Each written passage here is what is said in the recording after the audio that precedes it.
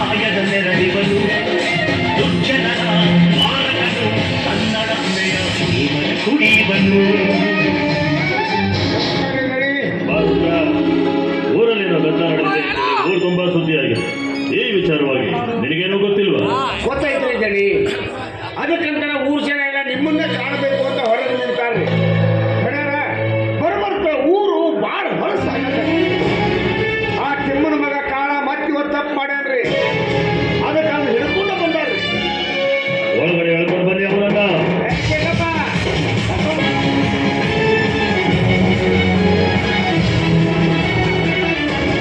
ರುದ್ರ, ಈ ಕಾಳನ್ನ ಯಾಕೋ ಹೇಳ್ಕೊಂಡು ಬಂದಿದ್ರ? ಏನಂತ ಹೇಳ್ಬೇಕು ಗಣಿ, ಈ ಮೊದಲ ಊರಾಗ ಕಳಸನ ಮಾಡಿದ, ತಿಂದು ಅನ್ನ ಜ್ವಾಳದ ಕುಡಿಗಿನ ಬೆಂಕಿ ಇದ್ದ. ಆಗ ಇವ್ರು ಕೈಕಾಲ ಮುರಿದು ಬಿಟ್ಟಿದ್ರೆ ಮಗ ಮೂಲಿ ಹಿಡಿದು ಕೂಡುತ್ತಿದ್ದ. ಆಗ ನೀವೇನ್ ಮಾಡಿದ್ರಿ, ಇರ್ಲಿ ಅಂತ ಬೈದು ಬುದ್ಧಿ ಹೇಳಿ ಕಳಿಸಿದ್ರಿ. ಆದ್ರೆ ಈ ಮಕ್ಕಳ ಸಮಾಧಾನ ಆಗ್ಲಿಲ್ರಿ. ಮತ್ತಿವತ್ತ ಆ ಬ್ಯಾಡಿಗೆ ಸಂಗಪ್ಪರ ಮಗಳು ಕೂಲಿ ಕೆಲಸಕ್ಕಂತ ಹೊಂಟಾಗ ತೋಟದಾರಿ ನಾಟಕಕ್ಕೆ ಹಾಕಿಲ್ಲ, ಬಲಾತ್ಕಾರ ಮಾಡಕ್ ಪ್ರಯತ್ನ ಪಟ್ಟಾನ್ರಿ ಮಗ.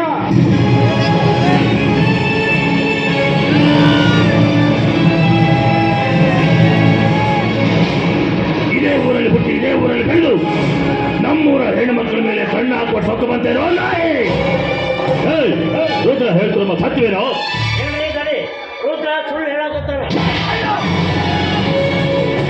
ಯಾರಿಗೊಂತರ ಮನತನದಲ್ಲಿ ನಿಂತ್ಕೊಂಡು ಅನ್ಯಾಯದ ಮಾತುಗಳನ್ನು ಮಾತನಾಡಿದೆ ಅಂದರೆ ನಿನ್ನ ನಾಲಿಗೆಯನ್ನೇ ಸೀಳಿಬಿಟ್ಟೇನು.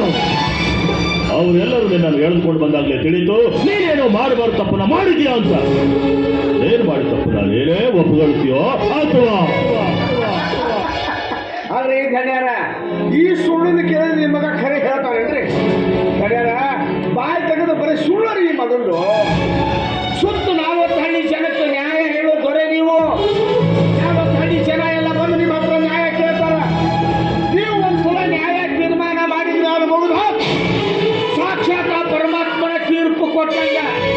ಅಂತಾದ್ರಾಗ ನಿಮ್ಮಂತ ದೊರೆ ಹುಟ್ಟಿರೋ ಈ ಧರ್ಮಾಪುರದ ಧರಿಯೊಳಗ ಇಂಥ ದುಷ್ಟ ಹುಟ್ಟಬಾರ್ದಾಗಿತ್ತಪ್ಪ, ಹುಟ್ಟಬಾರ್ದಾಗಿತ್ತು. ನಿನ್ನ ಮಾತು ಸತ್ಯವಿದೆ ರುದ್ರ. ಈ ಪಾಪಿಗೆ ತಕ್ಕ ಪ್ರಾಯಶ್ಚಿತ್ತವಾಗಲೇಬೇಕು.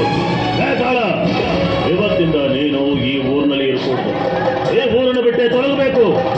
ಇನ್ನು ಯಾವತ್ತಾದ್ರೂ ನಿನ್ನನ್ನು ಈ ಊರಿನಲ್ಲಿ ನೋಡಿದೆ ಅಂದ್ರೆ ನಿನ್ನ ರುಂಡನ ಕತ್ತರಿಸಿ ಊರು ಮುಂದಿನ ಹಸಿ ಬಾಗಿಲಾಗುತ್ತದೆ. ಎಚ್ಚರಿಕೆ.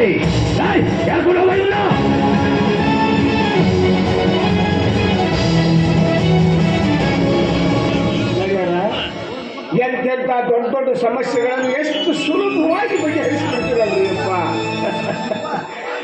ನಿಮ್ಮಂಗ ನಿಮ್ಮ ಹೊಟ್ಟೆಯಾಗ ಹುಟ್ಟಿದ ಮಹಾಂತೇಶ್ವರ ದಣಿರು ಕಲಿತು ದೊಡ್ಡ ವಿದ್ಯಾವಂತರಾಗಿ ಸುತ್ತು 40 ಹಳ್ಳಿಗೆ ನ್ಯಾಯ ಹೇಳೋ ದೊರೆ ಆಗಬೇಕು ಅಂತ ನನ್ನ ಆಸೆ ಇದೆ.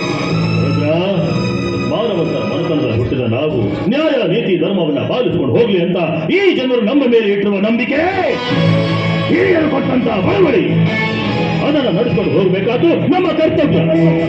ಒಂದೇ ಮಾತಲ್ಲಿ ಹೇಳಬೇಕು ಅಂತ ಅಂದ್ರೆ ಈಗಿನ ಕಾಲದಲ್ಲಿ ಯಾರು ದಾನ ಧರ್ಮಗಳನ್ನೆಲ್ಲ ಮಾಡಿ ತಂದೆ ತಾಯಿಗಳನ್ನ ಪೂಜ್ಯ ಭಾವನೆಯಿಂದ ಇಡ್ತಾರೋ ಅವರಿಗೆ ಸ್ವಲ್ಪ ಕಟ್ಟಿಟ್ಟ ಬುದ್ಧಿ. ಇನ್ನು ಅನ್ಯಾಯ ಧರ್ಮ ಮಾಡೋರಿಗೆ ನರಕ ಪ್ರಾಪ್ತಿ. ರುದ್ರ, ಬೆಳಗಿಂದ ಸಾಯಂಕಾಲದವರೆಗೂ ಬರೀ ಮತ್ತೊಬ್ಬರ ಬಗ್ಗೆನೇ ಚಿಂತೆ ಮಾಡ್ತಾ ಇರ್ತೀವಿ. ನಮ್ಮವ್ರ ಬಗ್ಗೆ ನಾವು ಚಿಂತನೆ ಮಾಡೋದಿಲ್ಲ ಅಲ್ವೇ? ಅಂದ ಹಾಗೆ ತಾಯಿಲ್ಲದ ತಪ್ಪಲಿಯಾದ ನಿನ್ನ ಮಗಳು ಎಲ್ಲಿದ್ದಾಳೆ, ಏನ್ ಮಾಡ್ತಾ ಇದ್ದಾಳೆ? ಯಾಕೆ ಅಂತಂದ್ರೆ ಆಕೆನ ನಾನು ಚಿಕ್ಕ ಕೂಸಿದ್ದಾಗ ನೋಡಿದ್ದೆ.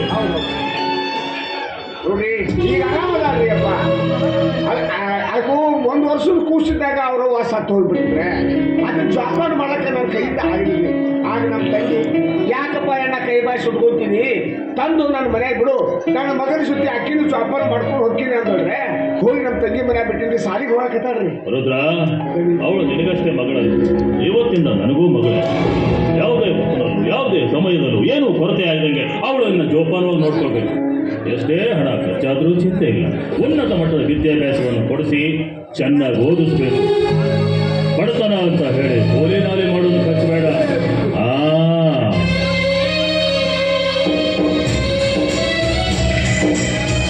ಯಾವಾಗ ಬಂದೆ ಬೆಂಗಳೂರಿಂದ? ನಿನ್ನ ರಾತ್ರಿ ಬಂದ್ರಿ. ನಿನ್ನ ರಾತ್ರಿ ಬಂದು ನಿಮ್ಗೆ ಭೇಟಿ ಆಗ್ಬೇಕಂದ್ರೆ ಎಳೆ ಭಾಳ ಆಗಿತ್ತು. ಹೀಗಾಗಿ ಅದು ಕೂಡ ಇಲ್ಲೇ ಬಂದೆ ನೋಡಿ. ಅವನಿನ್ನು ತುಂಬಾ ಹಠ ಮಾಡಿದಂತೆ ಮಾಂತೇಶ. ಭಾಳ ಹಠ ಮಾಡ್ದ. ನನಗೂ ಅವ್ನು ಬಿಟ್ಟು ಬರೋಕೆ ಆ ಜೀವ ಚುರು ಹಾಕತ್ತೆ. ಅಷ್ಟ್ರಾಗ ನಿಮ್ಮ ತಂಗಿಯವ್ರು ಬಂದು ನೀನು ಚಿಂತೆ ಮಾಡಬೇಡ ಬರೋದಣ್ಣ, ನಾ ಎಲ್ಲ ನೋಡ್ಕೊತೀನಿ ಹೋಗಂದ್ರೆ ಬಂದುಬಿಟ್ಟು. ಇನ್ನೂ ಚಿಕ್ಕವನಿದ್ದಾನೆ, ಅವ್ನು ದೊಡ್ಡ ವಿದ್ಯಾವಂತ ಆಗ್ಬೇಕು ಅನ್ನೋ ಆಸೆಯಿಂದಾನೇ ಅವನನ್ನ ಬೆಂಗಳೂರಿಗೆ. ಆಗ್ತಾವ, ಚಿಂತೆ ಮಾಡಬೇಡ್ರಿ. ಖಂಡಿತವಾಗಲು ದೊಡ್ಡ ವಿದ್ಯಾವಂತನಾಗಿ ದೊಡ್ಡ ಧನ್ಯರಾಗಿ ಅವನು ಸುತ್ತ 40 ಹಳ್ಳಿ ಜನಕ್ಕೂ ನ್ಯಾಯ ಹೇಳೋ ಶ್ರೀಮಂತ ನಾಯಕನ ಅಂತ. ರುದ್ರ, ಯಾವಾಗಲೂ ನಮ್ಮನ್ನ ಹೊಗಳದೇ ನಿನ್ನ ಕೆಲಸವಾಗ್ಬಿಟ್ಟಿದೆಯಾ? ತೋಟಕ್ಕೆ ತುಂಬಾ ಜನ ಕೆಲಸಗಾರರೆಲ್ಲ ಹೋಗಿದ್ದಾರೆ. ಆಗ್ಲೇ ಊಟದ ಸಮಯವಾಯಿತು. ಅವ್ರಿಗೆಲ್ಲ ಊಟದ ವ್ಯವಸ್ಥೆ ಮಾಡ್ಬೇಕಲ್ಲ.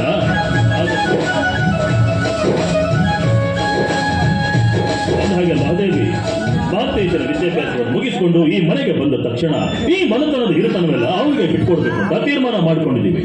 ಇದಕ್ಕೆ ನಮ್ಮ ಅನುಮತಿ ಇದೆ ತಾನೆ? ಹಾಗೆ ಮಾಡಿ, ನೋಡ್ತಾ ಇರಿ. ನಿಮ್ಮ ಹಾಗೆ ನನ್ನ ಮಗನು ದೊಡ್ಡ ವ್ಯಕ್ತಿಯಾಗಿ ದೊಡ್ಡ ಧಣಿಯಾಗಿ ನಮ್ಮ ಮನೆತನಕ್ಕೆ ದೊಡ್ಡ ಕೀರ್ತಿ ತಂದ. ಅಂದಾಗ ರಾಣಿ ಸಾಹೇಬರು ದೇವಸ್ಥಾನಕ್ಕೆ ಹೋಗಿದ್ರಿ ಅಂತ ಕಾಣುತ್ತೆ. ಹೌದು ರೀ, ಇವತ್ತು ಅಭಿಷೇಕ ಇಟ್ಕೊಂಡಿದ್ರು, ಅದಕ್ಕೆ ಹೋಗಿದ್ರು. ಮಹಾದೇವಿ, ಇವತ್ತು ಯಾಕೋ ನನ್ನ ಕಣ್ಣಿಗೆ ನೀನು ತುಂಬಾ ಸುಂದರವಾಗಿ ಕಾಣ್ತಾ ಇದೆಯಾ ಕಣ. ನೋಡ್ತಾ ಇದ್ರೆ ನೋಡ್ತಾನೇ ಇರಬೇಕು ಅಂತ ಅನಿಸ್ತಾ ಇದೆ. ನಾವಿನ್ನೂ ಹೊಸದಾಗಿ ಮದುವೆ ಆಗಿದ್ದೀವಿ, ನಮಗಿನ್ನೂ ಮಕ್ಕಳೇ ಆಗಿಲ್ವೇನೋ ಅಂತ. ಏನ್ರಿ ಇದು? ನೋಡಿದ ಜನ ಏನಂತಾರೆ? ನೋಡೋದಕ್ಕೆ ಅಂತಾರವೇನೋ ರೊಕ್ಕ ಕೊಟ್ಕೊಂಡು ಕೂತಿರೋದು. ಈ ವಯಸ್ಸಲ್ಲಿ ಇದೆಲ್ಲ ಬೇಕಾ? ವಯಸ್ಸು ತಮಗೆ ಬೇಕಾದಾಗ ಮಾತ್ರ ವಯಸ್ಸು, ಬೇಡಾದಾಗ ನಮಗೆ ವಯಸ್ಸಾಗಿದೆ. ಅಲ್ಲ ಸ್ವಾಮಿ, ಮರ ಮುಪ್ಪಾದ ತಕ್ಷಣ